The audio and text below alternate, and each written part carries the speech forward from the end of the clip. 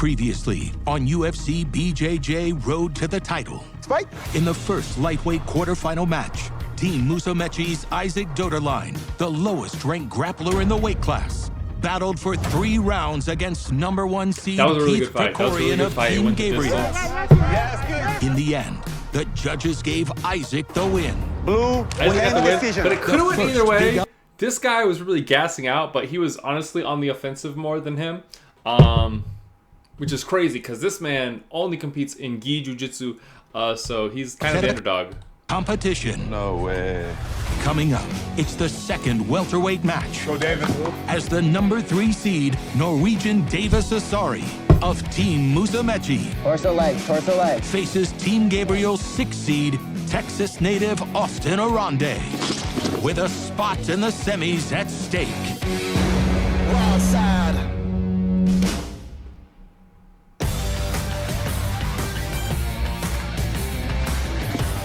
One minute more, guys.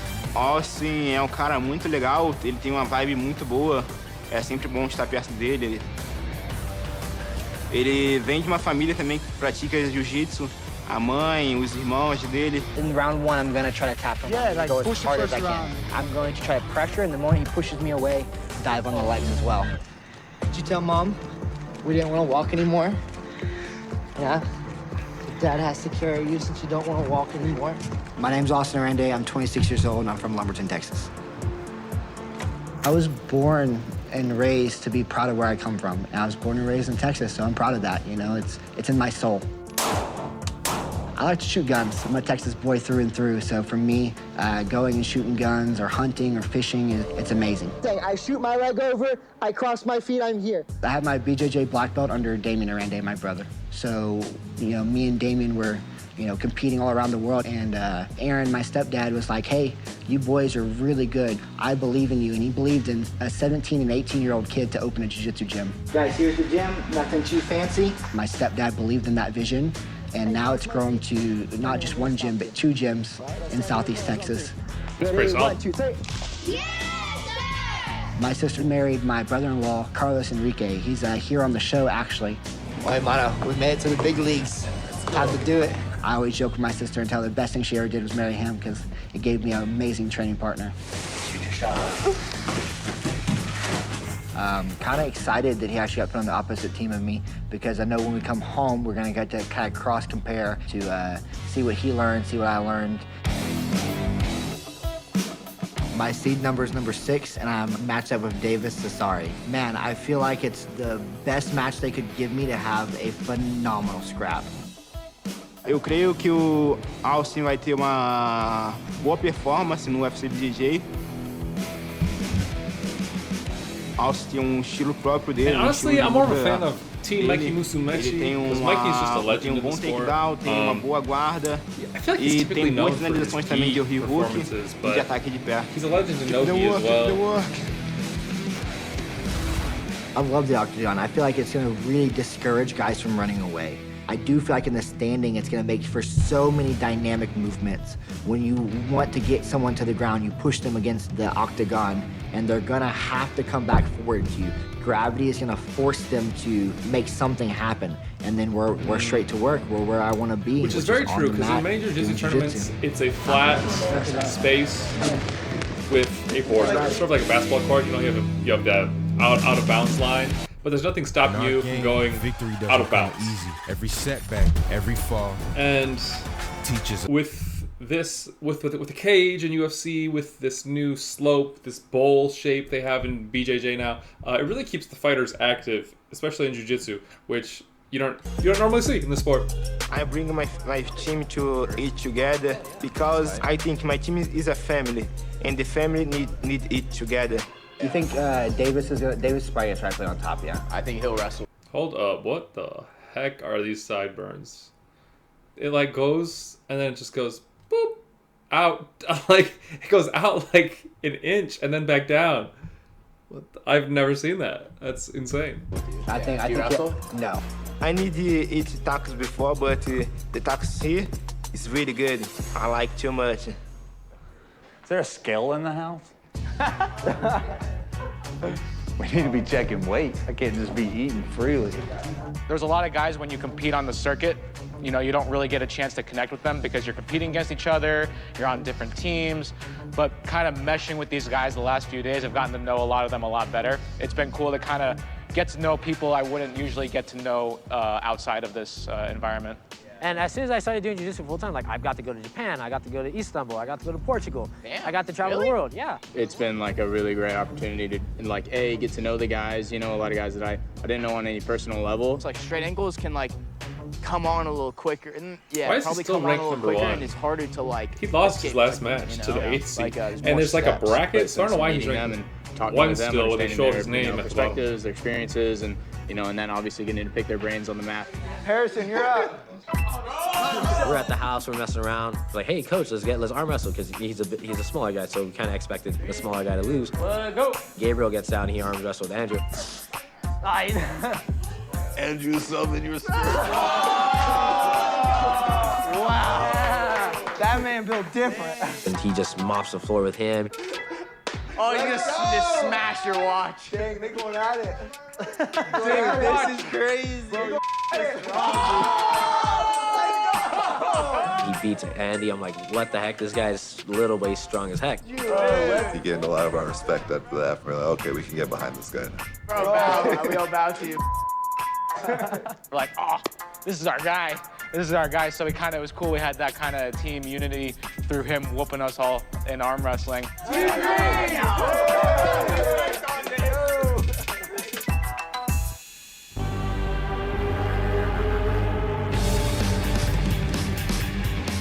Davis is a purple belt. Meanwhile, he's better than majority of black belts. So you see my foot's above your hip right now? I can still pump for a leg lock.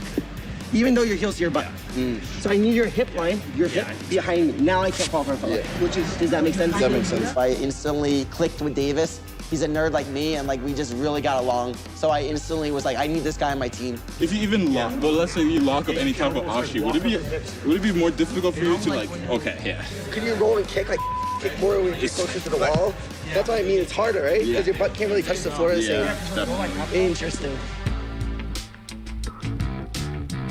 This is the neighborhood I used to live in, and if you see the top left corner over there, that's where I used to live. My name is Davis Asari. I'm born and raised in Norway, and I'm 23 years old. My parents are from Ghana. Our neighborhood consisted with a lot of foreigners, so other black people or Arabs and stuff. It was cool because I grew up with other people who kind of dealt with the same thing as me, having kind of a culture clash, you would say. That's basically what kind of formed me as a person, because I've just experienced so many different types of people in general when growing up. The first time I ever started training jiu-jitsu was when I lived here.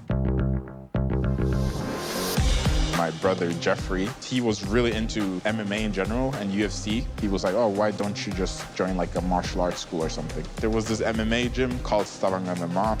I walked in, asked the lady just to sign up, and she had this like super good deal for a 1-year commitment. And I just did it, and I didn't even walk onto the mat, I just walked out. You can tell that it's basically shut down, but it's still very nice because of the memories, obviously. The next day, when I actually attended a class, it was so much fun. It was a jiu-jitsu class, and I never stopped since. In 2022, that's when I decided, you know what, I'm just gonna commit to this. So I ended up finding a college in Austin just to sign up. Wow. So I can go there and train 2022, so he became a pro belt in 3 years? Which is pretty impressive. Right now, I train out of Austin, Texas, and I represent Kingsway Jiu-Jitsu under Gordon Ryan. He's got a bite on that leg. Oh, this is exactly what happened in Gordon the last Ryan and match. John Danaher are the best people for jiu-jitsu learning in the take world. an elbow out and away from the body, and then hopefully trap it with money in the bank. When I started jiu-jitsu, everything I did when it comes to studying the sport was studying John Danaher DVDs. From here, we're going to step over our training partner's head, lock, and go into chancery. My coach, everyone knows who he is. He is just in general known as the best coach in the world. Back just when he had hair, very knowledgeable which is person. hilarious now. And then from here, we're going to lock Because up he's figure bald as four can and make be. an adjustment. I think it's pretty clear that training there has developed my game in so many ways. And I truly, truly believe that I have everything what it takes to get the job done and get the win throughout this tournament. Davis's first match is against an opponent named Austin Arande, who is also amazing. He has great leg locks. But what are you doing right now? My knee in my chest. Just drawing. Anything that you can put my knee in my chest and I can't touch that Achilles, I don't think I can bounce off of you. I think that's. So then I can keep my legs backwards. So I'm really favoring this guy a lot because John Danaher and his squad, trying to attack the same way that along this with guy, Gordon Ryan, Austin those are the best guys in the world while they're just drum. And I feel like we did a great job and we made a great game playing a black belt's ass. So this guy's probably really amazing. Everyone on our team when it comes to studying our opponents, and he's given me like a couple of specific things that Austin does when it comes to his game. He does a lot of estima here, and then footlock across the body like this. So with Mikey's input as well has just made me even more confident in this match, honestly. Every time I extend my heels off your butt, you can expose footlocks, right? Yeah. So all I want you to do is keep your knees to your chest, pummeling your legs here, and then you can go to wrist position. Yeah. But never letting go above my hip line and my leg extending. Yeah. Here's the straight talk. Anything else, Professor? Try fast. I have to admit, you guys got this one right. F1 the movie. Rated PG-13 in theaters June 27th. Davis, how do you feel about your first match, brother? First match? Yeah. I think it's sick. Austin, never gone against him before. Really? Yeah. He said he's gonna tap you in 30 seconds. He said 30 seconds? He said he's gonna tap you really quick. He said That's crazy. You have nothing for him. Bro, He said you weren't gonna make weight.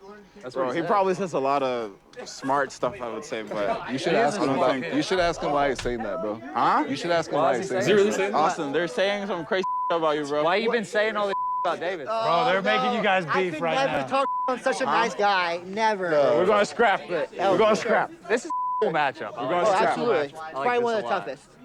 He was saying that he's gonna tap you in 30 seconds. How do you feel about that? I think we both know it's going to be a little harder than 30 seconds. I think neither one of us will tap each other in 30 seconds. I honestly think it's probably the toughest match at 170 first round. It'll be a fun scrap, bro. I'll watch your last We'll 20 fight. minutes. You watch my last 20 I need some minutes. money. I'm hungry.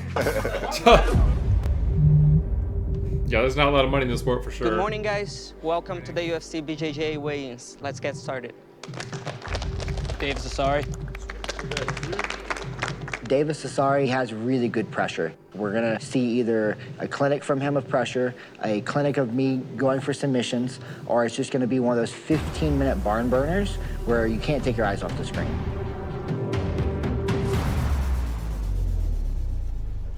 $170. Austin Arande. Let's go out.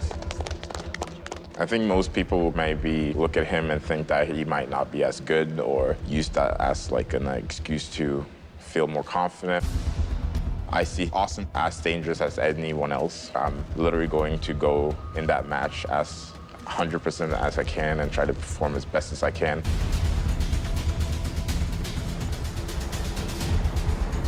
$169.5. I am very excited. I am curious of how I'm going to finish this match, but more excited than anything else.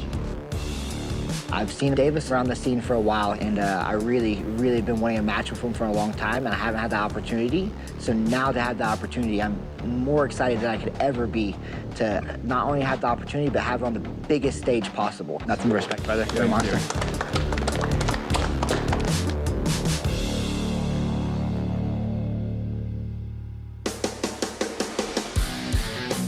This is going to be my debut at UFC, so it's going to be very important.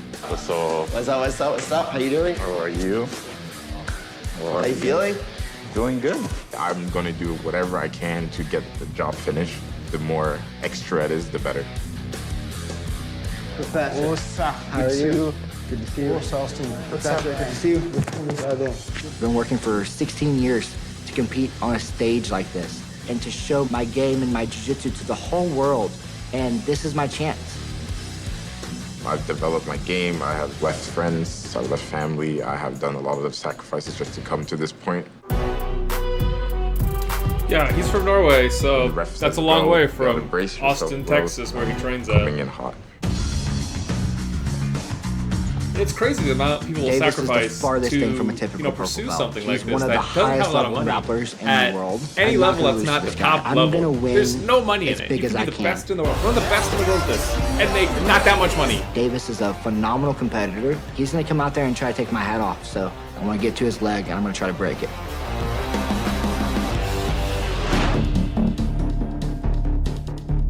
These guys are tall. What the hell? 6'1", 170. First round. Fight, are you ready? You ready? Fight. Go, Davis. Go Davis. And they don't really tell you how much time you Beautiful, have Davis. between the weigh-ins and the fight. So I wonder if they're like Exactly. cutting No like problem, the UFC, no like they're coming in like 10 pounds heavier, or if they're all just like maintaining actual body weight of 170. Torso legs, torso legs. Because for those of you who don't know, Torso a cut legs. is really just draining yourself More of water, flanking angles, so you can more come in angles. like 10 pounds heavier on the actual fight day. Nice, Davis. Beautiful. With the leg. How to kill his foot. Beautiful. Beautiful attempt, Davis. Davis is targeting those legs early, Attention, outside. which Outside the he's legs, outside most the likely legs, very inside good at jump. because Mikey Beautiful. Musumeci probably taught him very Torso well. legs, torso legs. And John Danaher Watch the fall specifically street. Watch the fall street. mainstreamed leg locks in modern day jiu-jitsu. So this guy Davis, although a purple belt, is most likely the real deal. Yes. Moving his base out. Nice, Davis. Nice, Oh, Davis. and he's got it. Oh, and he's got it. Stop, stop. Nice job. Ah. Great job, Davis. Take a moment. Leg locks are dangerous because you don't really feel it till it snaps, till it's over, till you're injured. That's a good one. Other stuff like a choke, your neck's a little bit more durable, and you can tap, and you'll be fine. But your joints, leg manipulation, you better tap sooner rather than later. Take it down. It's okay, no problem. Also make guard, but Davis take his foot in the Austin tap. Stop, stop. Let me But see this. Davis take Let me his see foot this in the finish. Austin tap. He had it in such an odd position. I don't know leg locks at all. Besides like a heel hook. And this is not a heel hook. This is something else entirely. And he clearly injured his foot. Clearly, his foot is at a terrible angle, but I don't... I told Davis that I don't Austin understand has a where tendency that to get pressure's caught coming with from. his right leg. But Torso look at legs, that. torso legs. He sees Eyes Austin's up right both leg just like we feet, planned, and it's over. and he's able to expose this As soon as really he gets control tight of both footlock legs, on Austin. there's nothing you can do. Davis executed a perfect strategy and game plan and won the match, but I just felt horrible for Austin at the same time. Winner by submission. Davis. That's one of the things about the sport is Davis I clearly really felt only that. just wanted to win the match. I didn't think about in what way or what manner. But this is one of the those fact that I was sports able to submit you him was can't super feel bad cool. about I hurting wanted your to pass a opponent. little bit That's more the often, name of the but- game No, sometimes. but you put some pressure. The second you put some pressure on him, he started framing. That was it. Like we said, his right leg. He got caught with like heel hook falls 3 matches on his right leg. I told him before his right leg was exposed. And Mikey's crazy like that. He just said he got caught with a heel hook on his right leg for and I 3 already matches. made my mind to double leg him just to set the statement of the whole So round. Mikey Musumeci So really initially when I studies did the double and he took his he's a hand nerd up, like that. He's very I just looked like a articulate kid. and But I talked to him and he said it was detail cool. oriented. So he'll find your weakness and he'll exploit it. Nope, no, that's fine. This is more than ankle. Dude, it feels like the worst pain ever. I rolled into the ring and he caught me by surprise. I regained my composure pretty quickly. I was able to recover my guard, and then he just put great pressure on me. How you feeling right here? Not too bad. Not too bad. Go out that thumb. That way. That's hurting more. Okay. How about down here in the foot? Pretty bad. And then my foot just gave way. And then as soon as he let go, I felt just all the pain in my foot. Felt like a burning sensation in I my don't foot. I was understand like, how his ankle's good. that's not It looks good. like it's It was just timing. foot got injured Dude, somehow. it wasn't your fault. Like you're going for the submission as hard as you can. This is fight. Like you said, like it's a violent sport. With his submission win, 3-seed Davis Asari is moving on to the welterweight semifinals. On the next step, Asari. What do we got right now? We have Isaac, whose cardio is highly questionable. We have Andrew Tackett, who completely dominated his match against Aaron Wilson. And coming up next, we got a lot of fights. We got 1, 2, 3 more fights. Submission win. So we go on to the 3-seed semifinals. Davis Asari is moving I on think Davis to the Asari wins it, welterweight honestly. semifinals. After watching that on the and next his skill episode in of the leg lock UFC game, BJJ, I think Davis Asari Road might be to the the best one here. title. The teams step away from the mats and head to the lanes for a night of bowling.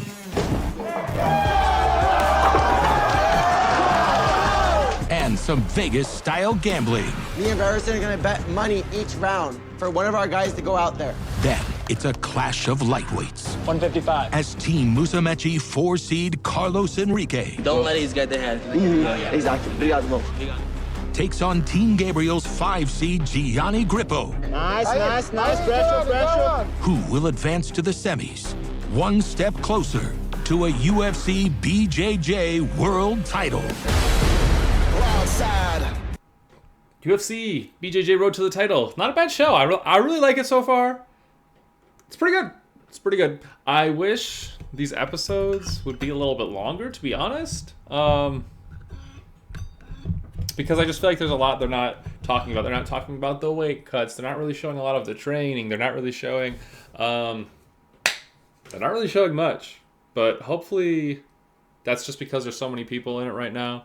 And, you know, once you get to the semifinals and the finals, people, like individuals, will have more screen time and they can go more in depth to, you know, the story there. Because right now I think they're just trying to give everyone a little bit of screen time. So yeah.